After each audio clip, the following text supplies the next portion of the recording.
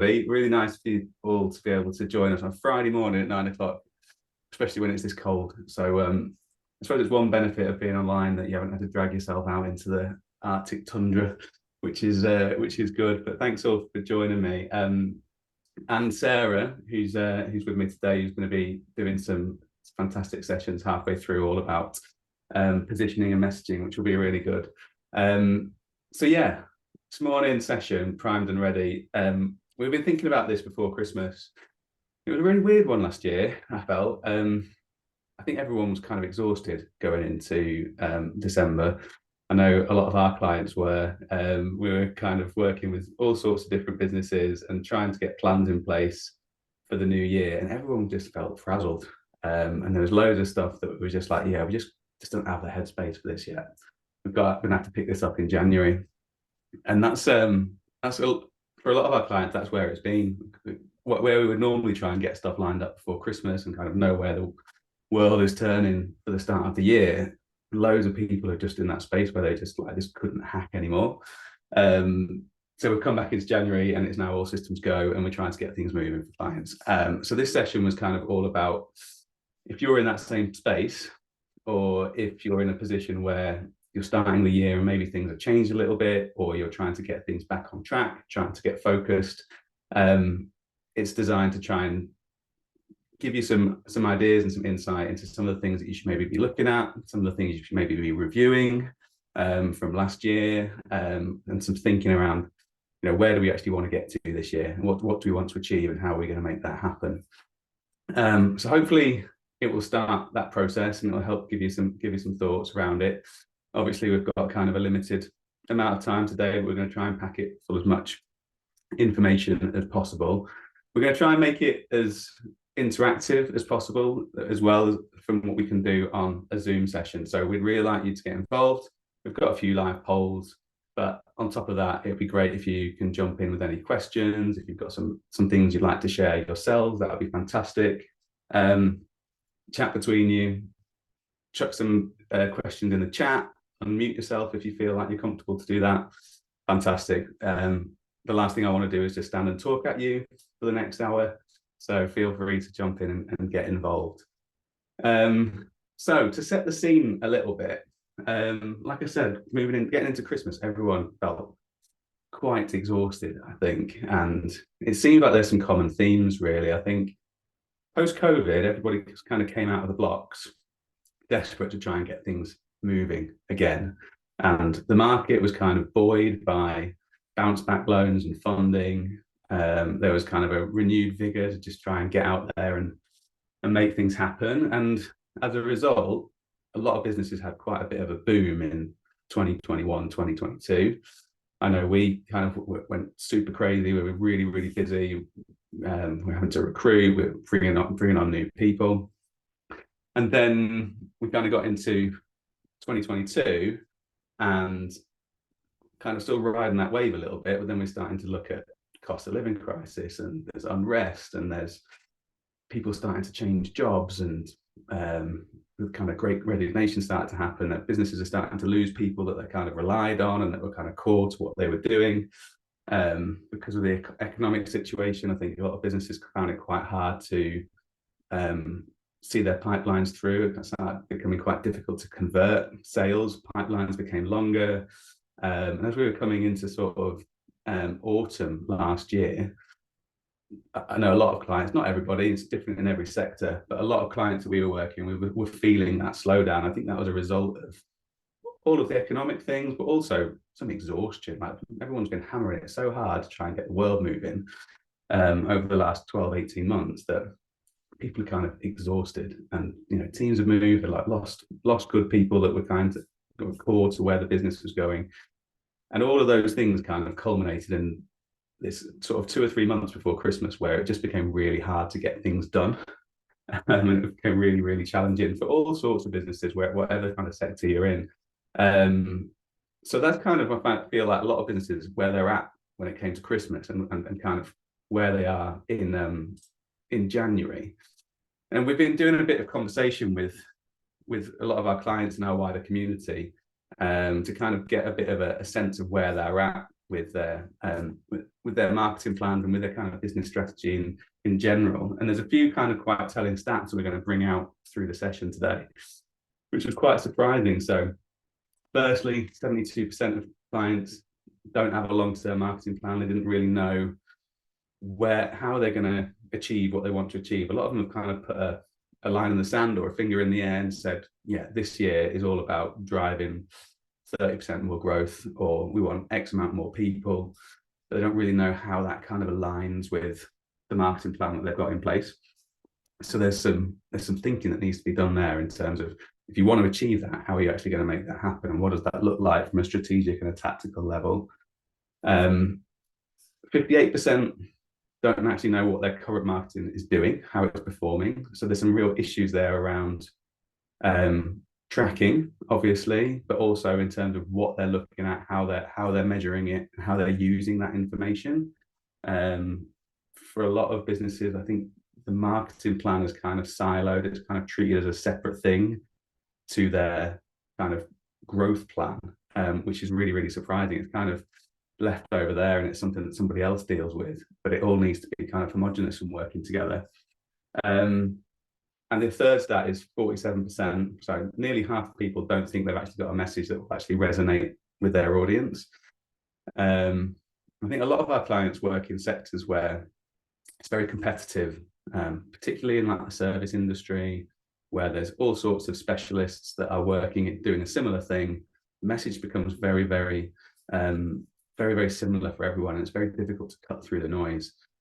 And from a client perspective, they don't really know who to choose, because everyone's kind of saying the same thing. They've got the same kind of experience, and it sort of becomes quite difficult. So today's session, we're going to try and unpick some of this and try and give some things to think about. But I'd be interested to see what you guys think. Do these kind of statistics resonate with you? Are they kind of similar to what you're feeling? If you want to unmute or drop into the chat, it'd be good to kind of hear what you guys are experiencing. It's David from GMB Credit Union. Hi, David. Hiya. Yeah, we've been working very closely with you and other partners over the last few years, and I think for us, 2024, even though we did have sort of a medium to long term plan, the actual I guess the macroeconomic sort of arena lent itself for us to be very cautious during 2023, which I think slowed things down quite a lot, but gave us time to sort of refocus and to have a new website, which obviously you were integral in helping us to achieve. And I think for us, those sort of percentages do sort of resonate, but now we're now looking into 2024 to obviously put quite a lot of that stuff into some manageable chunks to grow our business. I mean, for those that are not aware, we're part of a credit union, which is a UK-wide credit union, which is associated with a trade union, the GMB. So in a sense, we've got a captive audience of 600,000 members, but it's still a big and seemingly a hard job getting that message out. Yeah, great, thanks. So anybody else got anything to share? Hi, Mike. It's Felicity. Hi, anyone doesn't know me. Director of Bear Analysis, a small insight consultancy. I think it's really interesting, these figures, and obviously we're working more on the research side, but for the clients that we're talking to at the moment, definitely resonate with these challenges, because I think what we're finding is that there's a perceived need to understand the audience better and to try and understand why certain campaigns or messages haven't been landing, so that clients are thinking, do we actually understand our audiences as well as we think we do? Have we got too many assumptions? Is our understanding out of date? let's go and look at that again. But then it's tricky because of constrained budgets, and we're having to try and do things in a more creative way and in a different kind of way, and use partner organizations, etc., to try and get that insight that will allow clients to really have the evidence base to say, we know what's going to work and we know what isn't going to work, or why what we've done in the past hasn't worked so well. Yeah, great stuff. Cool. So that's the scene that we're going to set today, and that's kind of a few of the things that we're gonna try and unpick and focus on throughout the session. We've jumped straight into some good kind of conversation, but conscious we haven't done any introductions. For those, there's quite a few people who do know me and Sarah here today, quite a few people who don't. So really brief introduction. My name is Mike. I run a marketing consultancy business up here in Manchester, working with all sorts of businesses. But the kind of core thing that brings most of them together is that they are very values focused, very purpose driven, and doing amazing things for either people or planet through the work that they do. I'm a broad marketeer. I've worked in all sorts of different roles in the past. I see myself as very much a generalist with a commercial and digital bias. So I'm really good at kind of bringing plans together and bringing teams together to make great things happen. And one of the brilliant people in the team is Sarah, who's here today, who's a brand and campaign specialist. So Sarah, do you want to do a quick intro? Yeah, hi everyone. It's nice to see some familiar and new faces this morning. Yeah, as Mike said, I'm a kind of my specialist area, my geek out area, as I like to call it, is brand and campaigns. I've always worked in marketing. I've had different roles, both in private and public sector, and also working in the last few years in professional services. So a real mix of different sectors. Always worked, as a marketer, the sole marketing function in the business, sometimes just me, sometimes a bigger team. But I've always ended up being involved in and instigating significant brand projects. And that's mainly because I'm really passionate about the fact that positioning the business in the right way, look and feel obviously is part of it, but your messaging and your positioning is really, really important, and understanding how you kind of put that out in the market in the right way and you can communicate that is something that I get really excited about. So I've got some exercises and some stuff to chat through with you this morning. Awesome, thanks Sarah. So what we're going to cover today, I've got a section which I'm going to deliver all about preparations. This is all around kind of reviewing where you're at from a marketing point of view in the business. Sarah's going to be looking at how to refine and amplify your message, and then we're going to do something quite tactical around building out campaign plans with a bit of time at the end for Q&A. So without further ado, I am going to jump into the first session. So the first thing I'd like you to do, if you've got a pen and paper in front of you, it'd be really useful. I'd like you to do something for me. I'd like you to draw a circle, and then I'd like you to divide that circle into quadrants. And that will be revealed later on as what I want you to do with that. But just to give you something to do and give you something actionable through the session. So you could just take a couple of seconds to do that while I move on to some more statistics. A few other things to think about. 40% of our respondents, when we surveyed our community, don't think their team has the skills needed to execute their marketing plan, which is very interesting. Nearly 70% think they're lacking the right technology to achieve their objectives, and there was quite a lot of people within that didn't really know what technology they needed or what was out there to help them be more efficient or be more strategic. The third one, nearly 60% of clients rely on referrals for their leads, and they're becoming quite frustrated that you can't really turn that on and off. All you can do with referrals is rely on the fact that hopefully somebody someday is going to introduce you to somebody else. But we need to be driving leads from different places to be able to supplement that. Referrals are brilliant because they already should know and trust you. They should have a recommendation from somebody who already knows how you work and thinks you're a good fit for them.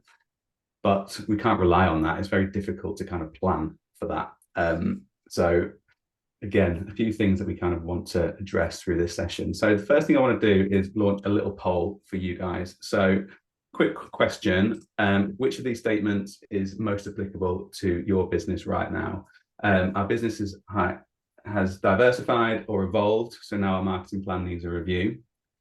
We know where we're headed and we're working on our campaigns to get 2024 moving. or we know where we want to go, but we're a bit lost about how to get there. It'd be good to just get your thoughts on that. So I'll give you a couple of seconds.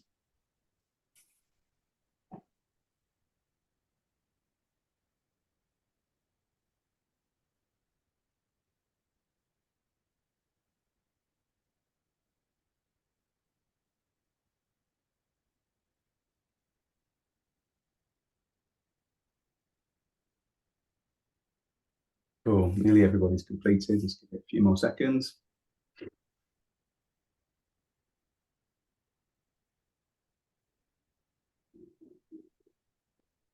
Okay, that is everyone. Interesting. So relatively split. Interesting that nearly 40% of people are feeling that their business is kind of diversified and they need to review. So if anyone's comfortable, hands up, who's in that space? And does anyone want to share anything around that? Who's answered that question? Anyone? Okay, no worries. Mike, if you want, quickly. Yeah, go on. Cheers, Ian. Yeah, I think I guess the challenge we have is almost virtually every time we feel like we're setting a direction with the market we intend to, generally with us, sort of penetrate or grow an existing service, something else crops up and you think, oh, maybe that's something we should look at. And the benefit of that is because we are small, we can do that if we need to. We can change direction very quickly. But it just seems to be this sort of constant state of flux, really. So it's, I don't know if that answers the question. It feels like it's constantly evolving, really. Yeah. Changing. Does the service that you're delivering evolve that much as well, or is that quite standardized?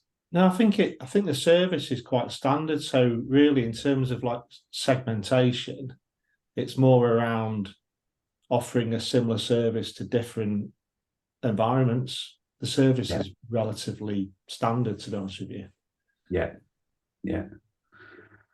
Cool. Anybody else? Who's in a position where they want to get 2024 going, but they've got no idea really on how they're gonna make that happen?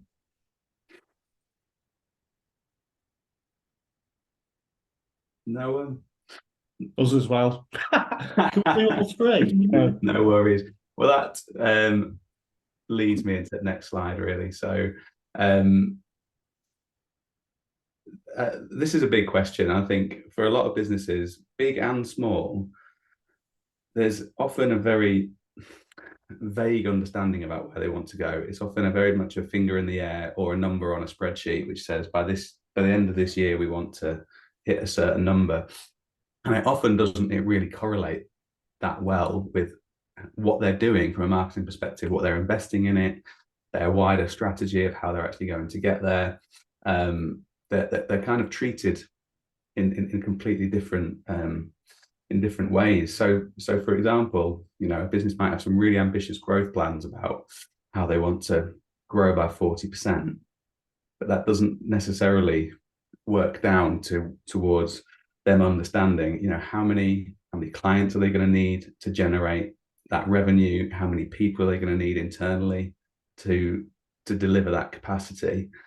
But then from a marketing point of view, they're kind of core ratios. So if they want to deliver X amount of revenue, how many clients, how many meetings does that require, how many pitches and presentations, working back, how many kind of leads they need to take to the point of being qualified to be able to deliver those presentations and pitches, and then working back from that, how many cold leads do they actually need to get in front of to make those numbers work.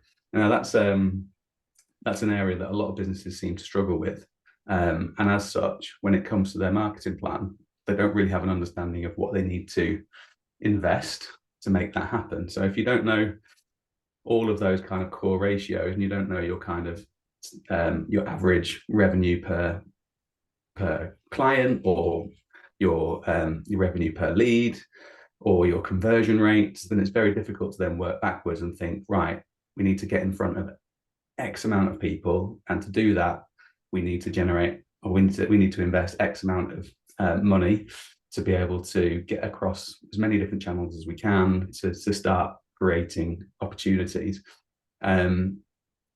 Marketing is often, like I say, kind of siloed off, whereby, yeah, we want to do this, we want to achieve this, but let's get somebody in who's just going to get some social out the door or create some content, and there's no kind of connection between what's going to happen.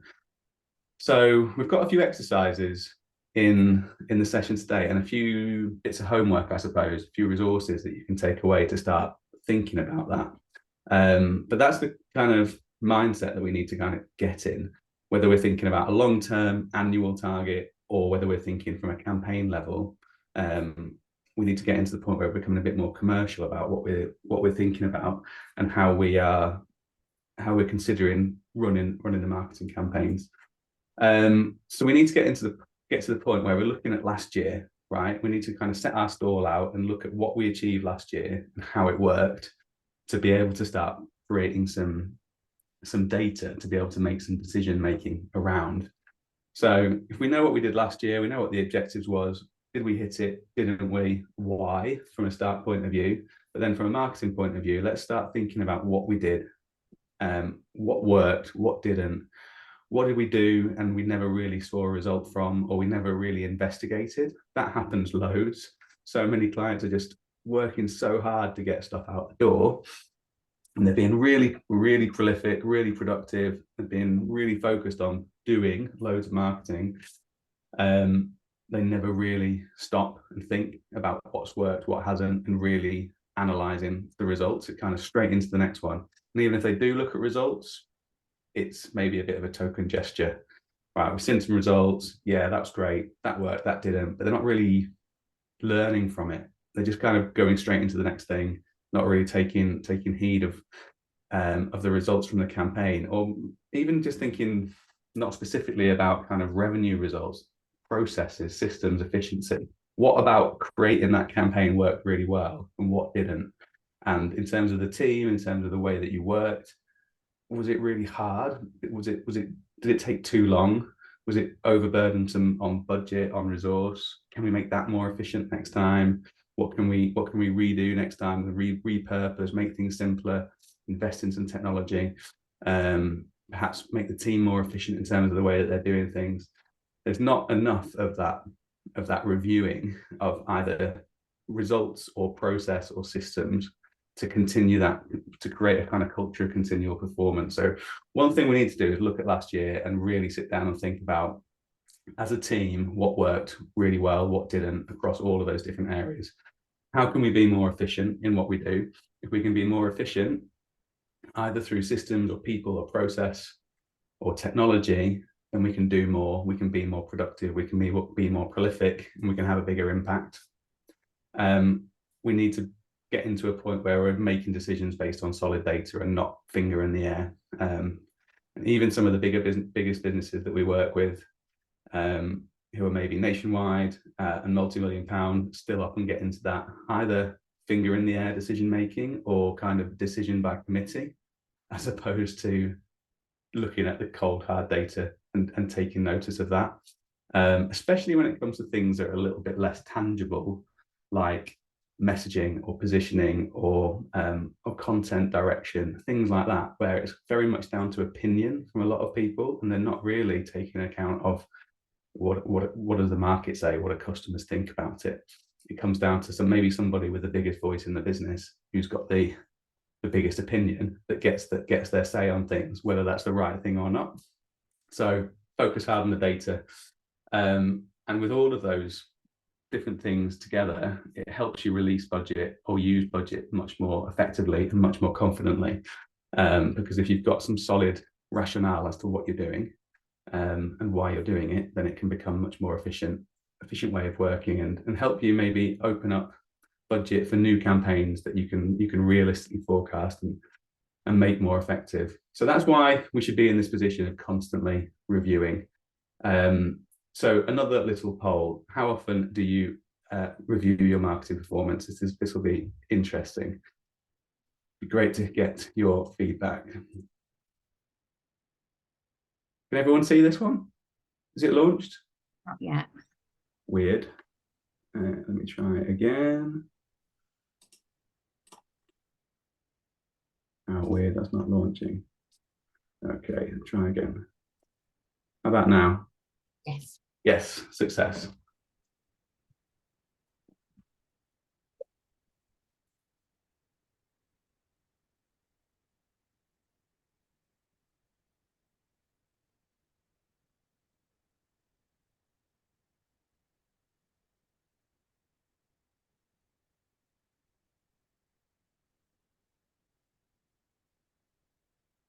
Okay, that's everyone. Real mix. Real mix. We've got a few never. That's concerning. A few once per year. That's also concerning. Every 6 months, slightly better. Quarterly, slightly better. Monthly, great. Ad hoc, okay. Advice would be, I think we need to look at all of these different things. I think we need an annual deep review. We need quarterly, more in-depth reviews, maybe focused on campaigns and top of like the general business as usual marketing that you're doing.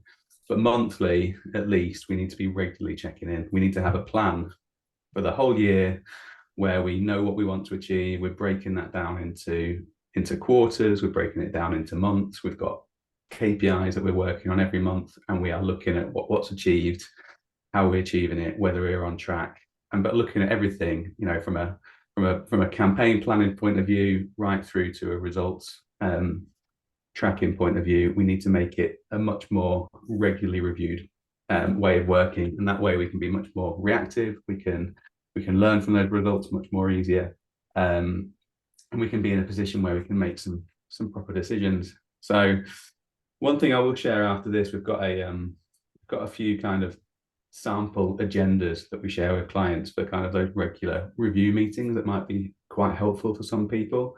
So you can get into that routine of knowing what we're looking at, why we're looking at it, and what we're going to do with it every month and onwards. And that should help make this maybe a little bit more efficient way of working.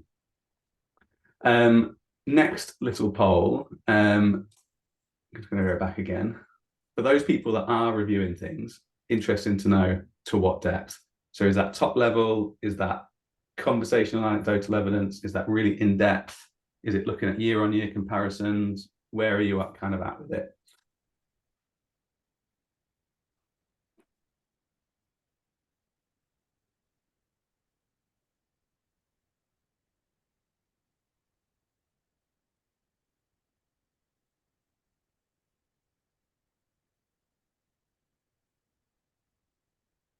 Okay, a couple more seconds.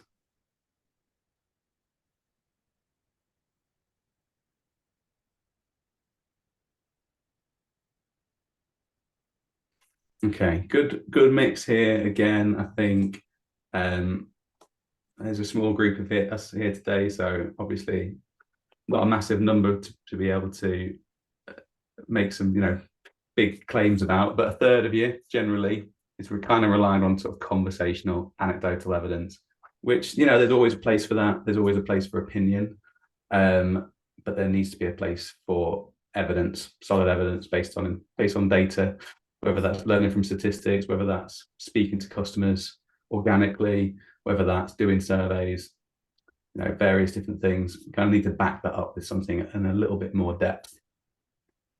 So what should we be reviewing is the next slide.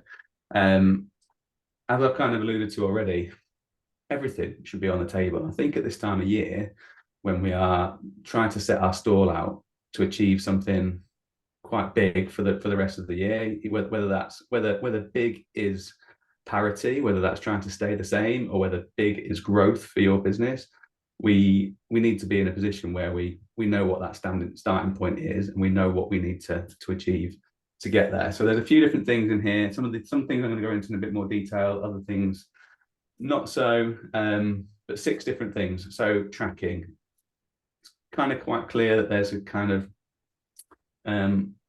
difference across the group in terms of how people are measuring performance. Measuring performance starts from knowing what you want to achieve and how you're going to get there. Moving down from that, we need to have measurement whether we're actually on track to achieving that. So that's KPIs, that's key performance indicators. There's statistics that we're going to look at all the time to see whether we're on track. Moving one step down from that, so to be able to measure whether we're on track to achieving those numbers, we need to be able to track those things. How are we going to track it within the business? That could be digital tools which enable you to do that. That could be looking at things like Google Analytics and looking at some of those measurements through that. But it could be standard metrics that you're going to be using in your business. If you're a service business that's reliant on that kind of traditional leads, appointments, presentations, clients, then you're going to be looking at those key measurements for all of those different things. How many clients do we need? How many appointments do we need to generate those clients? How many pitches are we going to deliver? And creating those ratios that you can work back from.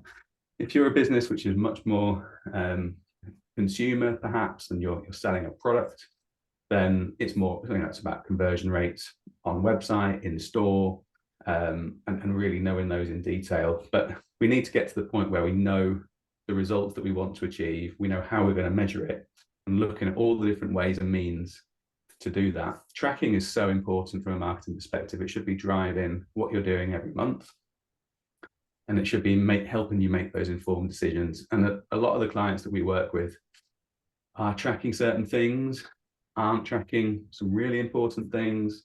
And for a lot of our clients, they're not necessarily tracking things correctly. They've got things set up wrong, especially if you look at tools like Google Analytics or CRM systems that they're using. They're not necessarily got them set up in the right way to be able to generate meaningful data from them. So therefore, they're making decisions based on data that isn't that relevant anyway. They also might be making decisions based on the wrong data totally. So a lot of clients get obsessed with vanity metrics. They get obsessed with reach, the amount of people that are seeing their posts, for example. And, that's great. We need to be looking at that. We need to be generating reach. We need to be getting in front of more people. But that isn't necessarily always the most important thing. If you're getting in front of the wrong people, but millions of them, it's not going to help you achieve your aims. So we need to be really looking at what are the most important things to measure to be able to influence what we're doing next. So if you've got a marketing campaign that you feel is absolutely smashing it because you've got thousands and thousands of views across social media, but your bottom line isn't changing, or the amount of leads that you've got coming into the business isn't changing, then there's something fundamentally wrong with that strategy or the way that you're measuring it and investing it. So that's one thing that we really advise you to go and have a look at, delve into how you're measuring things, what information you want to glean from that, and how you're going to utilize it within the business. Something that I just wanted to add there, Mike, as well, is that point about you getting the traction and the vanity metrics, and that can get dragged into, because if something's gaining that traction in a business, it feels quite kind of a pull to keep going after that type of reaction, that type of work. Like you said, Mike, it might be the wrong people. It might still be the right people, but it might not be your most profitable work. And that's another thing why, it's like Mike alluded to before, it's important to set it right from the strategy and reviewing not just what's working in terms of campaigns, but also, is it the right type of work? Because some of the stuff that, kind of can get the most traction and is probably the easy wins might be your big ticket work, but it might be actually stuff that when it all washes its face, it's not that profitable, in which case it might be that tough decision to turn off the tap a little bit on that. And it feels like you're losing traction, but actually it's because you're going after maybe something that's a bit of a tougher pipeline and doesn't get, as many vanity metrics, but it's still right for you. Yeah, exactly. Secondly, channels. There's so many different ways you can get in front of your market. People get really focused in on social media. They get focused in on the content they're creating, and all of the energy goes into that, and that becomes marketing for their business. It's all about how much stuff are we getting out on social media or across our website, or the content we're sharing. There's so many different ways and means that you can get in front of people. Some of them can be really traditional and much simpler to execute, and can potentially be more effective. So I think one thing I would encourage is to step back, take a look at the audience, who they are, where they are, how they engage with things, and start to come up with more ideas about how you can get in front of them. That could be there's an annual event, an exhibition where all of our audience are, that we need to get to, we need to be at, and we need to communicate with. That could be there's a community where our audience live. It's a face-to-face thing, and we need to be out in that environment and delivering content to those people face-to-face. It could be that we can use some older-fashioned techniques. We can use print. We can use advertising in print media, things like that. There's still a massive space for that, and seeing businesses have real benefits from looking at those approaches. But maybe just stop thinking about what you are doing and think about what you could be doing. Get into the same audiences. And face-to-face for a lot of businesses, especially if you're in a service business, you know, is core. People need to know, like, and trust you. They need to get to know you on a personal level, and your marketing should be supporting that, and it should be working in tandem with that and helping you be more efficient with that process and kind of amplify what you're doing. So rather than just turning up to a networking event and meeting 3 people, thinking about how you can then get in front of more people within that community, perhaps deliver some educational content, speak to many rather than speak to few. So yeah, have a look at all the different channels, what's available to you, what are you doing now, what's working, what isn't, perhaps what new channels can you open up. Technology, I've got another couple of slides on that at the moment, but it's vast. Again, clients get wrapped up into always doing the same thing because it feels like a burden to change from technology that they're currently using, or it feels scary to invest in something new. So what I would advise is have a look at what tech you're using at the moment. Is it best of breed? Is it cost effective? Some clients, you'd be amazed at how many clients we work with. You look at their budget and how much money they're actually investing in tech that they use 10% of. CRM systems are case in point. There's so many clients that we go into that have probably perhaps invested in something like HubSpot or Zoho or something like that, and all they're using it for is a database in the cloud to manage their customers. Those systems have got so much opportunity within them, and they're using 10% of it, but they're paying for all of it. So go and have a look at what you're using. Go and look at what the potential of it is. Are you getting the most out of it? If it's not working that effectively for you, is there something out there better that's perhaps more cost effective and allows you to do more? Just really review what it is you're trying to achieve from it and whether it's the best of breed. Comms and content, are people engaging with it? Is it resonating? How are you measuring that effectiveness? It's another area where marketing teams suck loads of resource. It's time consuming to produce content. It's really, really effective when done really well, but it is time consuming. You can lose a whole team on creating content, 70% of the time. And they put all that effort into creating it, and then it goes and sits on the website and no one ever really looks at it. Or they might just do a few social posts about it and that's kind of it. And then they move on to the next one. And success comes down to, yeah, we've created all this amazing stuff, but hardly anyone's seen it. So really think about, is the content you're currently creating effective? Is it resonating? Are people seeing it? And are they interacting with it? And if not, why not? Can you use it? Can you do something to make more of what you've currently got rather than go and spend tons of time creating new? Look at what you've got already in your library. And for a lot of clients we work with, they've got hundreds of articles, videos, all sorts of different resources that they've used once or twice, still really relevant, still really powerful and effective, but they've forgotten about it because it was last year's news or the year before's news or the year before's that. But they can get so much more out of it if they can repurpose it, if they can kind of bring some new life to it and amplify it. And so I would advise you to think about what you're doing, how is it working, but also how are you getting it out there. Focus more on amplification of that content and less about production of more content. Make it work harder for you. A couple of other things.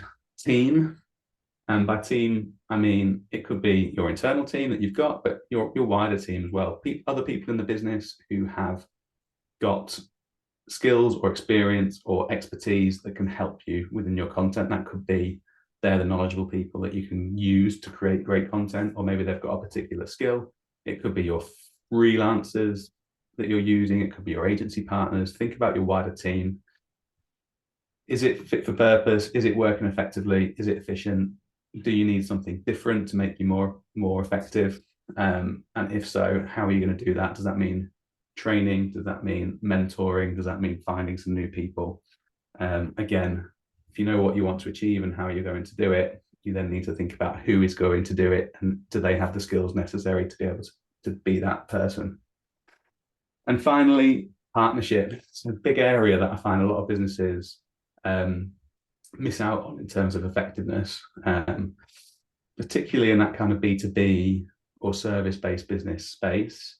There's so much that you can do to kind of amplify your voice and amplify your message by working closely with partners. They could be other businesses or other organizations that have a similar audience to you. Perhaps they're doing something similar, perhaps they're doing something completely different, but they have a similar audience which, you know, experiencing the same challenges. How can you support them? How can they support you? And how can you make most of that? For a lot of partnership relationships, you see, great, you're going to do me an introduction, and as a result, if we get the work, we'll give you a little bit of a bit off the top, which is great. That kind of encourages referrals and things like that. But where partnerships can be really powerful is where you start being able to support them with their marketing campaigns as well, make their life easier. So what can you do to engage their audience? Can you deliver content to them? Can you run webinars? Can you run seminars? Can you do some maybe experiential marketing campaigns, maybe taking some of their clients out for some kind of fun experience, which that's also relatable, so you can get in front of them? Can you create content that they can share on your behalf? You know, videos, blog content, emails, social media, create it all, give it to them, make their life easier. Because for a lot of the cases, the marketing teams in that partner business, they're so busy. Knowing that you've got a partnership relationship with them is not necessarily the most important thing for them. They've got tons of things they need to be doing. So if you can make their life easier by creating a toolkit of assets that they can just share out to their audience, you're going to have more impact. So think about partners that you're in your industry, perhaps partners you've currently got, partners that you can create, and think about how you can make those relationships really effective and beneficial for both. So various different things to think about from that perspective. A couple of slides on tech. So this is an old visual, probably needs updating again in 2024. You can see that it's so busy and messy. This is a infographic of all of the different marketing technology that's available. I think this is 2018. Okay, so you can only imagine what this infographic looks like today. Just go back to my point about what are you using, how beneficial is it, is there something else out there that's most effective? We work with all sorts of clients that have, you know, multiple different marketing systems. They might have a different CRM, a different email system, a different paid media system that they're using, content generation, all sorts of different things. In often cases, there's probably something that's one size fits all. In a lot of cases, they're not using everything to its best effect. There is so much out there that can help you be more efficient or that can help you be better in what you're doing.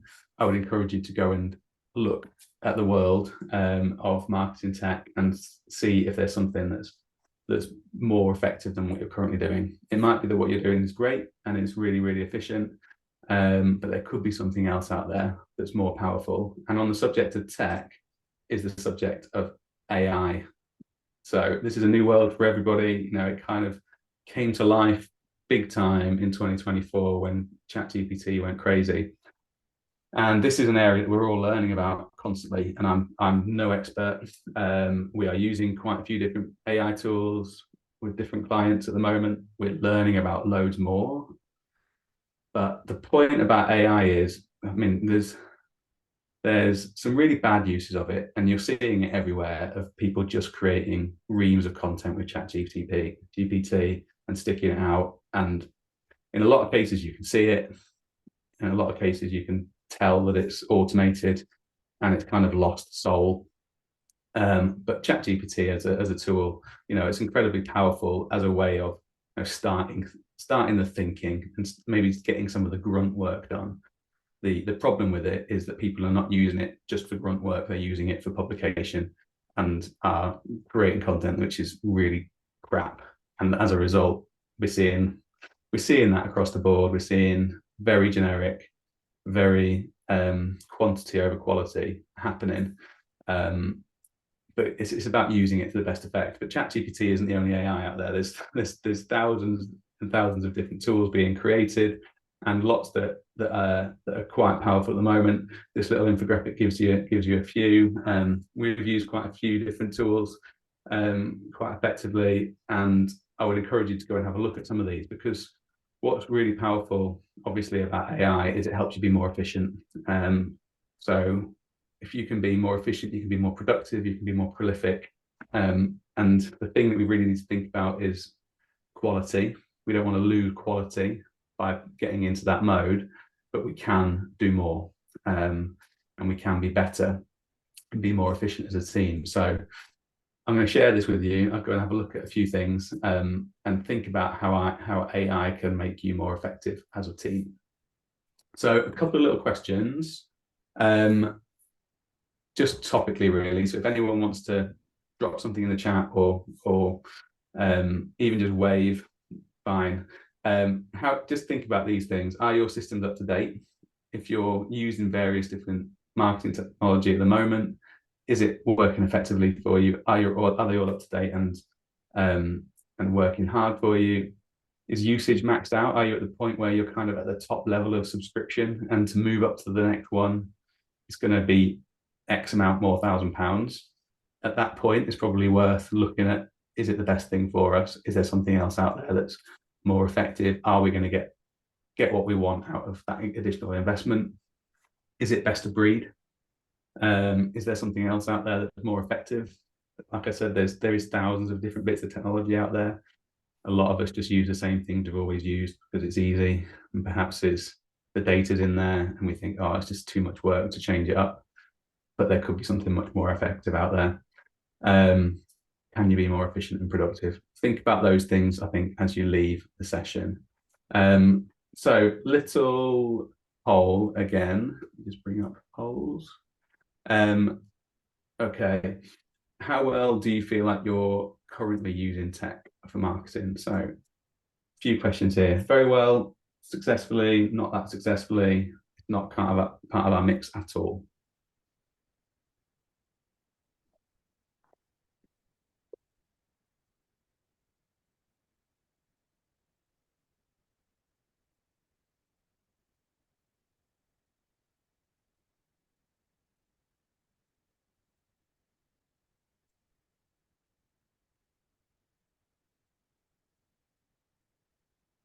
Cool, that's everyone. Who said very well? I did. Awesome. What do you think is really good about what you're using? I think at the minute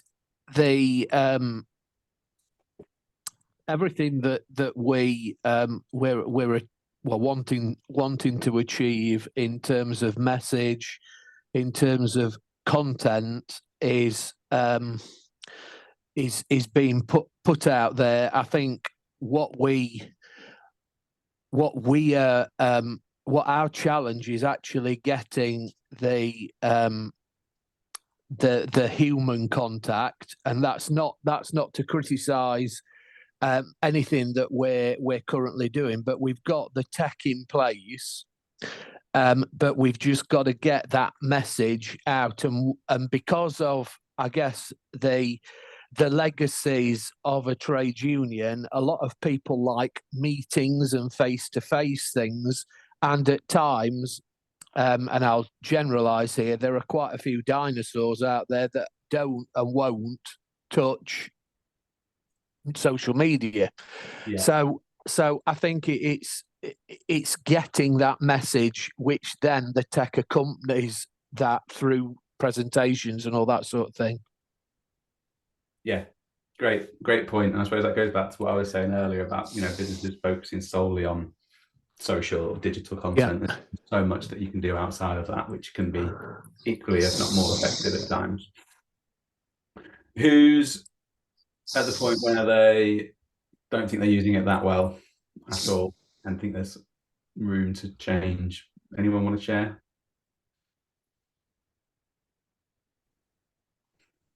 You're hiding. I'm pretty much just using LinkedIn to be honest. I've got very basic analytics on my website, still quite a new and basic website. So there's definitely, plenty to do as the business scales. Yeah. But it's just you, right, for this thing at the moment? It's just me and some freelancers. Yeah. So it's not a big business. Yeah, but that's a good, there's a point where you need to double down and focus on a couple of things that are most important to you. And if you think that's where your audience is, great. I think, again, a lot of businesses fall into the trap of trying to be on everything, trying to do everything, and doing nothing very well. So I think however big your business is, it really is important to focus on what are the most important things for us and our audience, as opposed to trying to be on everything and trying to do everything. Less is more in a lot of cases, definitely. Okay, couple of little activities to think about. So this is what I'm going to leave you to take away with you. I'm going to share this with you afterwards. A little cheat sheet here, a little summary to help you kind of think about channels and content. So it's going to be a little sheet that you can print it off, and perhaps you can look at all the different channels or all the different types of content that you're using. Be able to write down what that is. Think about what are you measuring by using those channels. Okay, are we looking at awareness? Are we looking at engagement? Are we looking at leads? What is the point of that channel for us as a business? Is it fulfilling those KPIs? Yes, no, partially. And then think about where is it lacking? What are you going to do about it next? This is just a nice, quick, simple way of looking at everything that you're doing currently, spending some time thinking about it and trying to come up with something actionable of what to do next. So I'm going to leave that with you after the session to go and have a look at all the different things that you're doing. And hopefully that'll be quite helpful to just get you in the mindset of reviewing what you're currently doing and whether it's most effective. Your team, we've alluded to this. It's not just the people on your payroll. It is your wider community, perhaps, as well. It could be partners, it could be referrers, it could be people in your business who are knowledgeable and experienced that you can really utilize for great content. It could be potential freelancers out there. It could be agency support. Think about your wider team, and is it the right team? Another little activity. So going back to what I said before about drawing a little circle and creating quadrants, the point of this exercise is to help you think about these various different areas of marketing, how important that is to you as a business and your marketing plan, and then where you're at currently in terms of your ability to execute really well. So if you think of this quadrant, in the center, effectively is 0, not that important at all. And to the outer edges, it's 5, most important. So for example, copywriting is really, really important to our business. 5 would be on the outside of the circle. And we would draw a little cross on that line to say that's really important to us as a business. So what I want you to do is add these different areas to the quadrant. There could be other things that are relevant to you that are specific. So if there are, perhaps use them instead. This is just an example. Perhaps social media is one, perhaps email marketing is one, very specifically. Just think about what's really important to your marketing plan and write those around the edge. And then what we want to do is do 2 different marks. So we want to do a mark for how important it is. So like I said, it could be 5 for copywriting, super important. But then the second mark we want to add within that quadrant is how confident are you that you've got the skills and expertise in-house to be really effective at that thing. So that could be a 1 or a 2 if we don't feel like we're very effective at it. So what that should then do is help you visualize where the gaps are and where you need to think about in terms of resourcing as a team, whether that's upskilling through training, through accessing online tools and resources, whether that's finding talent, or whether that's maybe mentoring or supporting someone internally to be better. Just spend a couple of minutes just doing that to think about where do you feel the gaps are currently, because that's a really important part of achieving our aims for the year, is making sure we've got the right skills and expertise to do that. Okay, so that's something that you can do now, or that's something that you can do later on as you take it with you. But it's a useful way of just really visualizing skills and expertise in the business. So while you're doing that for a couple of seconds, I'm gonna hand over to Sarah, and she's going to be focusing on the really exciting bit, the really creative bit, the positioning and messaging, and how to set your business apart. So over to you, Sarah. Thank you, Mike. I'm going to have to do that awful thing where I'm going to ask you to drive. Next slide, please. But yeah, so we just wanted to give you a bit of time after we talked through strategy and tactics and what you need to be reviewing this morning, is a bit of time to reflect and some exercises on refining your messaging into harnessing your brand. So there's a few stats that we've got to share with you, really, as a bit of a why harness the brand. The brand messaging and positioning can sometimes feel a little bit less commercial, maybe, for want of a better word. It might sometimes feel a little bit subjective, and also, you know, kind of something that maybe feels like a nice to have at some point for some businesses. I'm assuming with yourselves here that's not the case, but some nice stats for you to consider anyway. It is actually, you know, kind of found in research to have that commercial impact. So consumers will pay more if they believe your business is making a positive impact. Consistent branding, so consistent comms, messaging, visuals can actually have an impact on the bottom line, can increase revenue by 23%.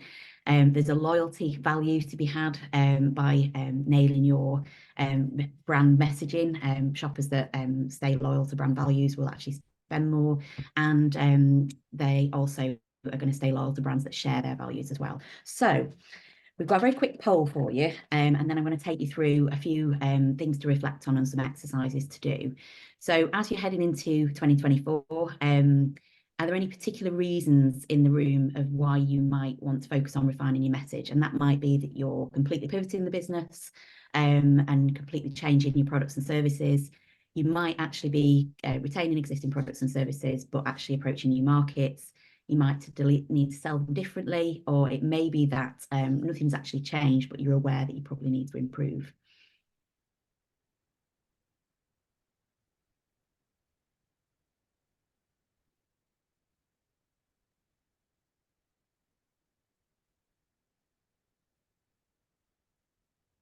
Just wait and let everybody have a chance to answer.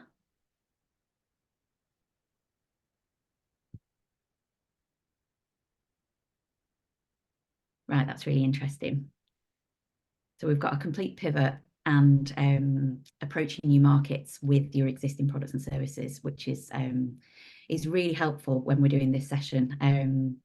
Yeah, thank you, Louise. We've got a few people who are actually have got several reasons that are listed there of why they want to like kind of have a look at messaging. But yeah, as Mike's been talking you through before, this kind of point of reviewing, being really strategic, being really tactical, helps you draw all this out and gets you in a position where you're really aware of what your growth targets are, what your most profitable work is, who it's going to gain most traction with. And so with that in mind, and if you've got a chance to kind of have a look at all that stuff, doing these next few exercises will be even more focused and targeted for you. You'll have front of mind who you need to be in front of market-wise, what you're trying to sell, why it's profitable, who you need to be, how you need to be positioning it. So 3 C's just to focus on this morning, trying to keep it really simple. There's loads of stuff we can go into around refining your positioning and messaging. So I might be talking a little bit fast. We're going to share this with you. We'll give you some exercises to reflect on and to take away. But the 3 C's we're going to focus on is clarity, consistency, and connection. And firstly, I'm going to go on to a quick slide to explain one of the models that I'm sure you're probably familiar with. And if you've heard, and I've done sessions with yourselves in the past, you've probably no doubt heard me talking about the golden circle, you know, kind of based on like the Simon Sinek, start with the why. And that's something that we wanted to give you a chance to reflect on this morning, because we're coming back to that point about in competitive markets, when you're only talking about what you do, what you sell, what you offer, it can be a bit of a race to the bottom. It can be that you really finding it difficult to stand out because there's so many other people offering what you do, and also, you know, kind of it can be a race to the bottom in terms of you competing on price. So this exercise helps you get a bit of clarity on how you do it differently, and your purpose, your value, your mission, the things that really create that connection and spark with your audience. It also helps as well doing this exercise.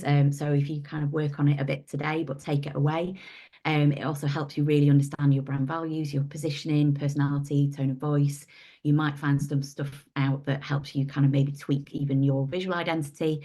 And ultimately, I kind of tend to refer to this so what factor, which is the thing that, you know, kind of really helps create connection and engagement, is that point where you're trying to help people just care and give a crap, sorry for the use of the word, about what you do and why they should work with you over somebody else, and really create that connection.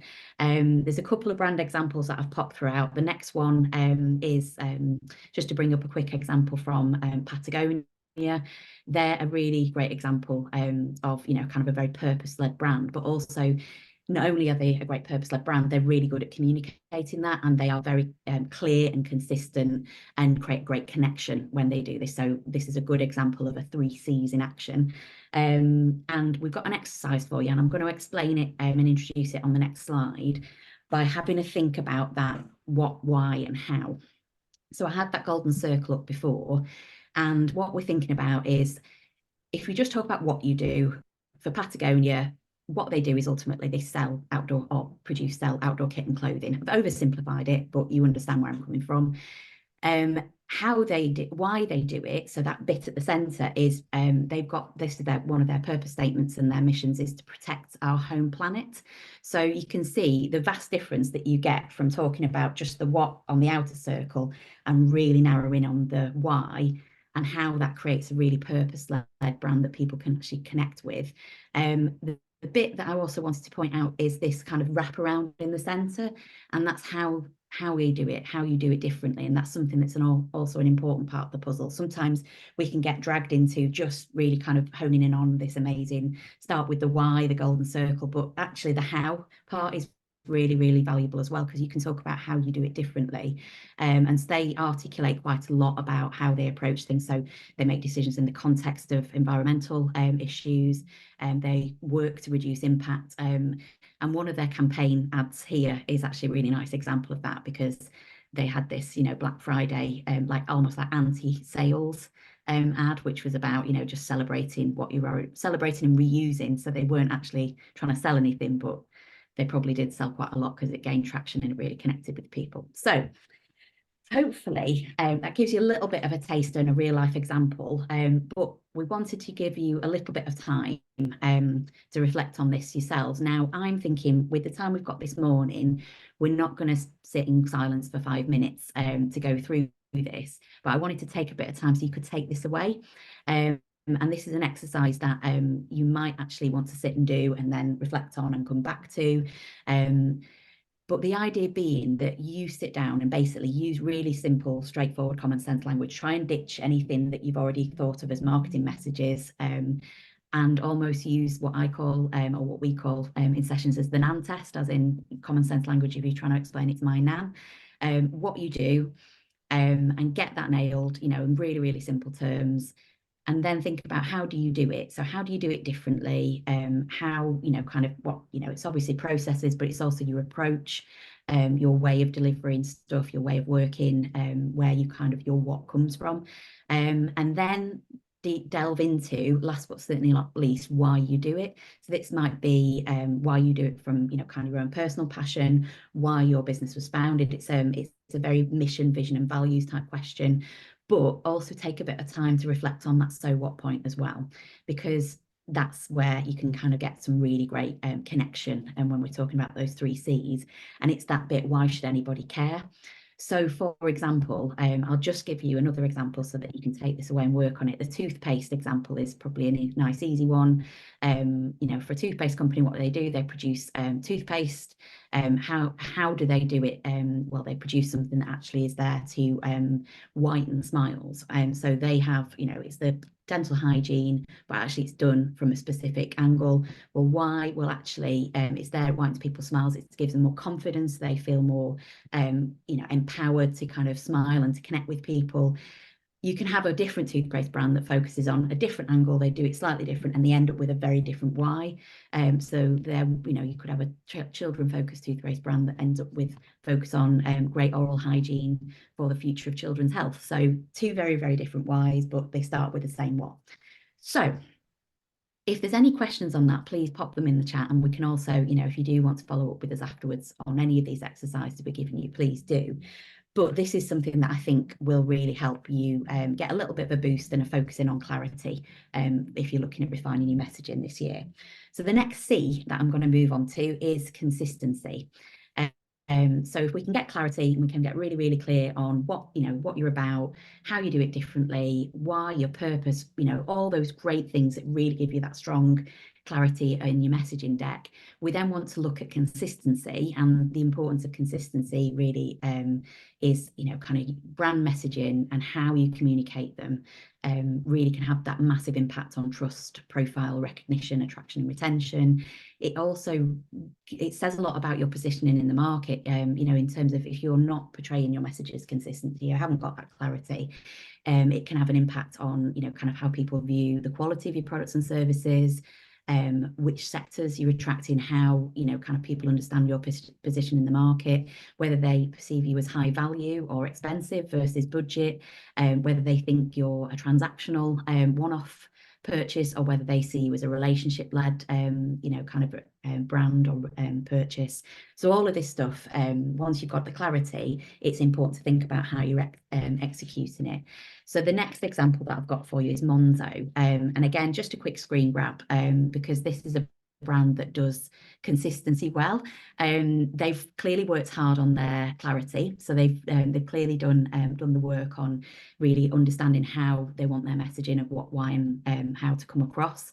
But they execute it really, really well as well. And that's not just in the visual, although they have got some really beautiful visuals. I think anybody who's ever engaged with Monzo and opened an account has seen the customer experience and the tangible stuff, the way that they send a message out to you, the way that they use in the app, the way that they use, you know, kind of just their first card posted out. And they also go really big on tone of voice as well. So when we're talking about consistency, if you've got your messaging clarity nailed there, it's then thinking about how do you communicate that so that you actually start to really convey and connect with the right people by doing this consistently. So getting your tone of voice and really understanding that, and then making sure that this is executed across all those different channels really well. So something to think about is whether your brand at the moment is consistent, and that can be your visuals. It could be that you've got great visuals, but actually messaging is all over the place. So just a quick poll. I'll let you have a look at those because there's a few options.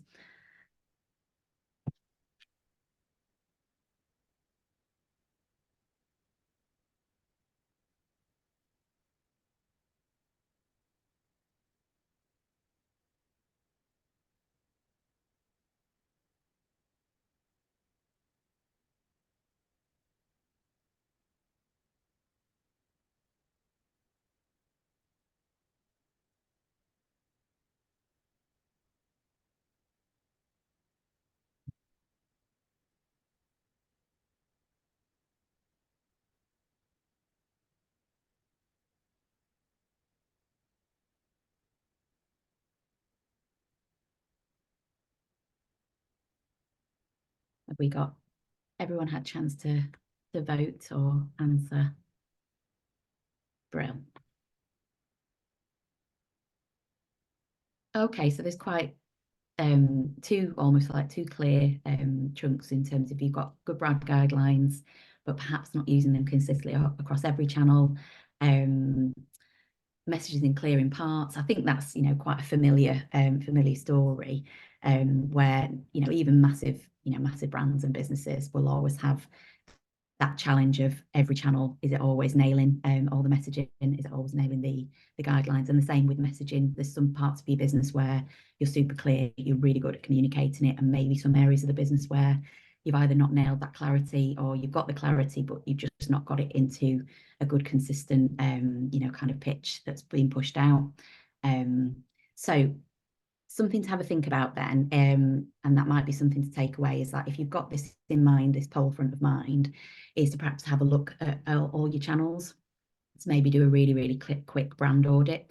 And when I say brand audit, visuals are really important, but this morning we're focusing on refining your messaging. So perhaps put two hats on and think about, you know, maybe you can have a look at visuals, but don't just get distracted by visual branding, look at messaging. So from consistency to connection, that's the next thing I want to look at this morning. And I know we're whizzing through, we're going to share these with you afterwards. Real clarity on your, you know, what, why and how will feed into, or should feed into, your brand guidelines, so that it sets out not just the consistency of the visuals, but also the consistency of that messaging, tone and personality. And that really helps you understand the connection that you're trying to make, and makes you far more able to drive it forward and achieve it successfully. There's a little snapshot here actually from Airbnb, and one of the screenshots I've got a bit later on is from one of their campaigns that they did. Really strong visual brand guideline, but also again that messaging, once it's been nailed in the clarity, it's woven through so that it can be applied consistently. And then from that, we can think about how do we actually make that connection. So as part of the puzzle, when you're kind of thinking about your what, why and how, is creating this connection that gives a real strong sense of your brand positioning and personality. So what we want to do with connection, and I'm sorry, Mike, if I can just skip on a couple of slides, is we want to think about communicating in a way that engages with people rather than talks at them, and how you convey your messaging and your brand personality throughout your channels is a really important part of this puzzle. So we've got an exercise for you to have a look at off the back of this. So this is the Airbnb campaign that I alluded to, so you can have a look at that when we share the slides. Brand personality. So this is a bit of a fun one to think about. There's a lot of other ways of approaching your brand personality, but I just thought it's a bit of time this morning to look at it a little bit differently. So what energy, what positioning, what emotional connection are you trying to create? And sometimes it can be quite hard to reflect on that, or you kind of get stuck into, you know, kind of some obvious tropes or traits when you're trying to do this, you know, kind of cold. So thinking differently, and perhaps thinking about, if your brand was a retail brand, what would it be? And there might be some obvious ones that jump to mind. Some people do like to choose like a Waitrose or John Lewis, but perhaps think of a household brand name, or, you know, something that you can see you know, alludes to your brand. Public figure or celebrity is another nice one to think about. If it was a persona, who would it be? Why?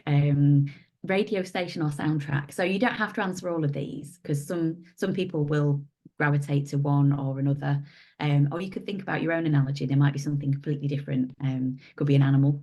Some people have done that exercise, but the point is that it's just trying to think a bit differently about picking something that kind of makes you smile. Usually when people start thinking about a brand as a public figure or a retail brand particularly, or a soundtrack, but once you've done that, think about why, and that will help you kind of understand, you know, what is it about that person, about that soundtrack, about that retail brand that that you were connected with, what your brand personality should be.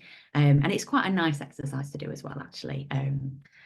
And it'll give you a little bit of a different way of focusing on it. So those 3 C's that we wanted you to think about, and we've got some tips on the next slide to take away. There's some quite deep work there that we've whistled through, but we've tried to simplify it into those 3 areas and give you some exercises that are quite nice, that you can reflect on, that you can return to. But things that we want you to take away this morning, really, when it comes to refining your message, is be really direct and specific. Use that exercise where you kind of just, you know, kind of no holds barred and say what, why and how. And don't be afraid to stand out and own your niche. don't get dragged into that jack of all trades and trying to please everybody. Once you've got that clarity on an understanding, then work hard to communicate them clearly and consistently. Review your brand channels and make sure your visuals, messages, and tone of voice are all consistent, and do it regularly, because it's dead easy for it to stray. How you want to position your brand and the person that you want to get across is going to really help you nail your tone and make sure that messaging is creating connection as well as consistency.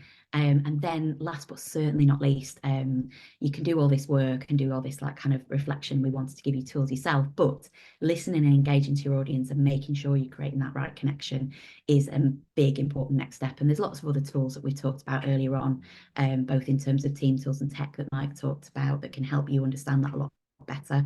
But this is something that you can actually take away this morning, which is hopefully helpful. Awesome. Thanks, Sarah. Before we move on to the last little bit, does anyone have any questions around any of the stuff that Sarah's just been talking about?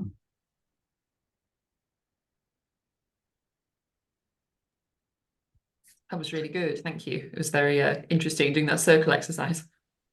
Good. It can be tough at times, but it's a good one to focus on, I think, when you're trying to nail it a little bit. Awesome. Cool. So the last little session is all about planning the campaigns for the year. So we've got a few little diagrams and things which I'm going to share with you to take away. But firstly, a final little poll. So which of these statements is most appropriate to you right now? We run targeted campaigns in line with our growth. We run campaigns, but they tend to lose momentum.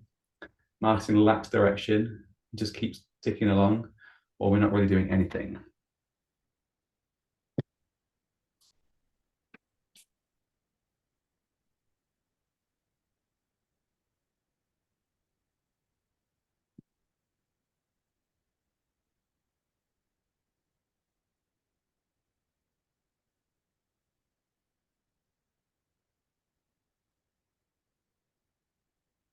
Cool. Right. So good mix. A lot of people feel like they're lacking direction. A few more people thinking that they tend to lose momentum. I see this all the time. Loads of energy, loads of excitement goes into getting campaigns going, but then day-to-day business comes along, people get pulled, people go off sick, or people just get exhausted, and before you know it, what was going to be this big injection of energy has kind of fizzled out to nothing. And a few people who are really focused on running targeted campaigns, which is great.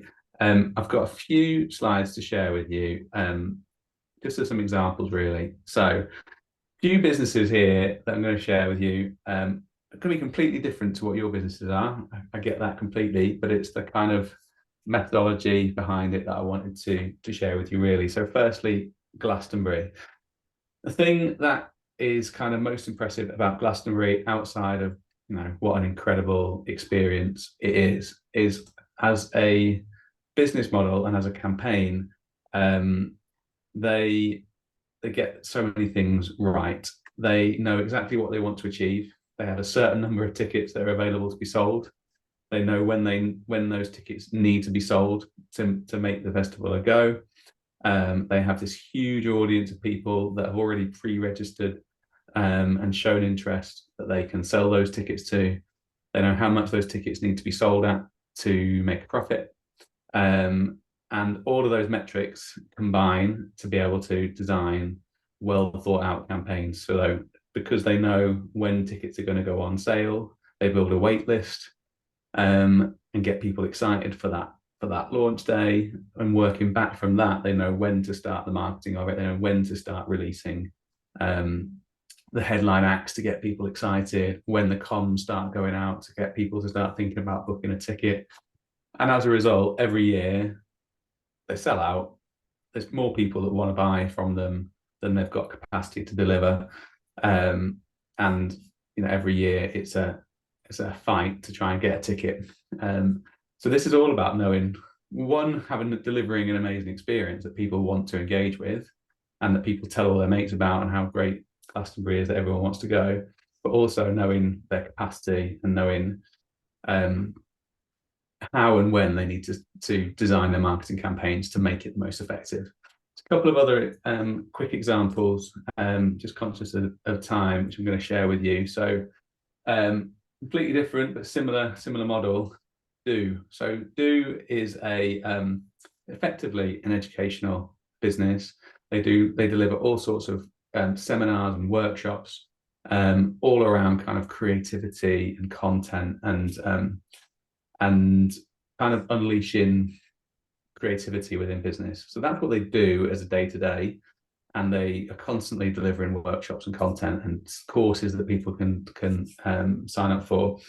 But they deliver it in such a way that is really, really powerful. Every year they host an event called the Do Lectures, and I'm in that marketing trap of them at the moment, and are absolutely nailing it. So Do Lectures, there is a limited number of people that can attend. It's this event over three days in Wales, where it's just full of fantastic speakers, and they're really trying to focus on getting the right people to that event. And their marketing campaign is in full swing. Again, they know how many people they can service. They've got a price point which is high to attend that event. But their marketing campaign over the last few weeks and months has been drip feeding all of this inspirational content, which gets you thinking, my God, I've got to be there. Last week, they dropped the application process. So you can't just go and buy a ticket. You have to apply and tell them why you think you should be able to buy a ticket. And then you get the opportunity, if you're selected, to buy a ticket at a ridiculously high price. So they're creating this market of people that are desperate to go there. Again, it's not necessarily a relevant example for all of your businesses, but what it is an example of how business knows what they want to achieve, when they want to achieve it by, how they're going to do it, and how they're going to build that engagement with their audience to do so. The third example is Prime. Never drank it, don't want to drink it, scares me. But again, it was all about creating tension, a limited number of products available to be sold. And then all of a sudden, you've got these kids spending hundreds of pounds on eBay for a can of caffeinated drink, which just blew my mind. But again, in terms of the concept, capacity, knowing what they want to achieve, building tension. So there's a few things that I'm going to share with you in approximately 4 or 5 minutes. So it's going to be whistle stop. I'm going to give you all of this to take away. This is a little calculator that I'm going to share with you. And I want you to use this to either be thinking about planning the year, what you want to achieve across the year, or you can use this in terms of thinking about a particular campaign that you're going to be delivering during the year. So that could be a month campaign, a quarterly campaign, whatever. So this little calculator gives you the tool to be able to start thinking about metrics, okay? So within this, you can give it a name, you can put in what you want to achieve by that campaign. That could be X amount of revenue that you want to deliver from that campaign. And it'll give you the opportunity to put in your kind of current conversion rate. So you want, for example, within this example here, we want to deliver £50,000 worth of revenue. Our average sale value is £10,000. Our average conversion rate from presentations to sales is 20%. Our average conversion rate from leads to presentations is 50%. So if we put those topical bits of information in there, the spreadsheet will give you the ratios that you need to work towards. So you can put in a budget for your campaign as well. And then these results will tell you, what do you need to deliver? So it'll tell you how many presentations you need to go and deliver. It'll tell you how many prospects you need to capture, how many you need to qualify, how many you need to go and engage. And it'll give you your forecasted kind of return on investment in a figure and a percentage. So it's a really useful little tool to start being a little bit more commercial about thinking about campaigns that you're running. And this will give you some evidence, I suppose, to be able to measure those campaigns as well.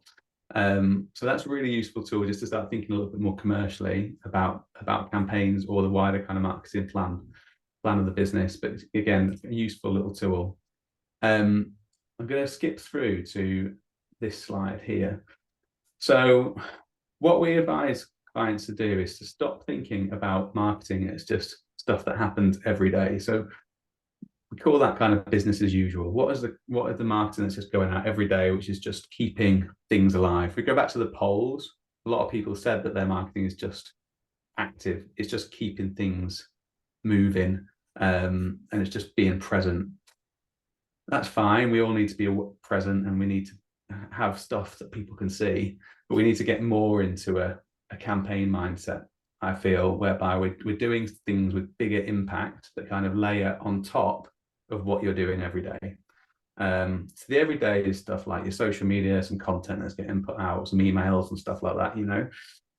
But in terms of like your end game, what do we want to achieve across the year? There's going to be some periods that you need to go big. You need to be thinking about some bigger campaigns, some times when you're putting more energy into it. You're going to be designing something which is designed to achieve a bigger result. So, for example, let's say that one of your campaigns across the quarter is we're going to run an event. It's going to be a workshop. We want 30 people there who are our ideal target audience, and we're going to deliver some content to them. That is going to be our kind of peak activity for that quarter. So that will then guide all of the rest of the stuff that we're doing across that time to really drive energy towards that, to drive those leads, to drive those registrations. We're going to have content that's supporting it, generating excitement, and we're going to be using that to capture that attention. Other ideas of campaigns could be a launch. It could be a launch of a new product, a new service. It could be a big reveal of a content piece, a video, a white paper. It could be a thought leadership event. It could be all sorts of things. The things that are just going to drive real energy throughout the campaign, and throughout the year. So this is a nice way to start making marketing less about just getting stuff out the door and more focused on achieving a result. And that's where the metrics that I was kind of just explaining a minute ago and that little tool can become really helpful.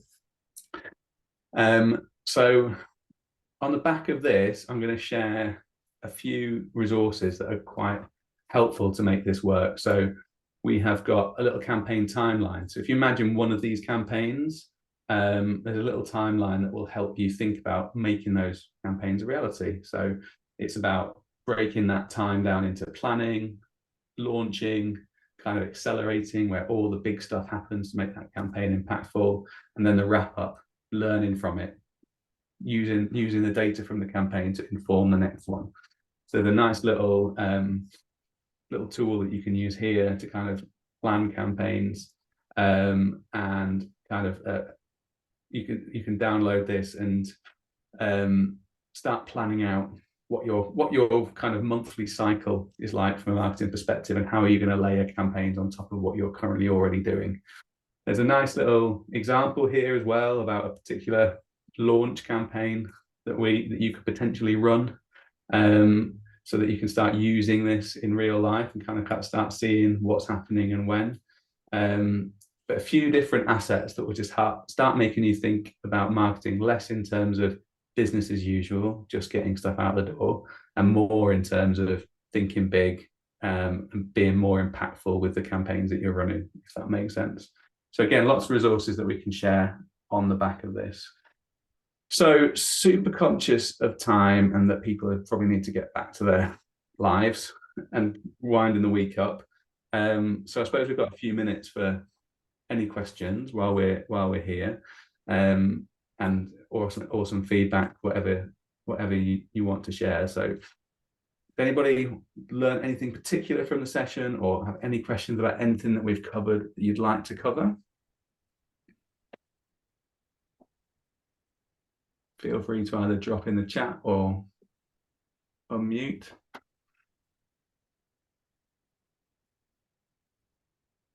No? Cool. Okay.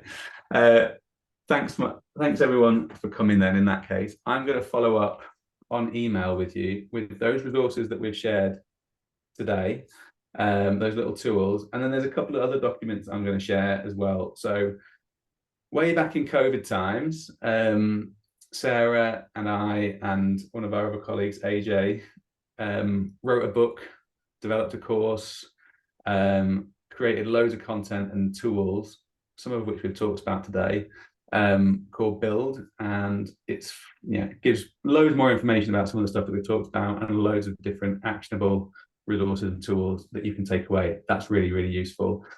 And there's another resource that we created last year in collaboration with Manchester Met and Lancaster Universities, all around the business case for working with purpose, essentially having an ethical standpoint behind your business. Really, really interesting research piece that we did with both of those universities. So we're going to share access to that, which I hope will be useful in kind of helping you shape plans that you've got and the messaging for 2024. So really hope you found it useful. And thanks so much for giving up an hour and a half of your time on a Friday morning in the cold. Appreciate it. Lovely to see you all. Yeah, thank you so much, everyone. Cool. See you, everyone.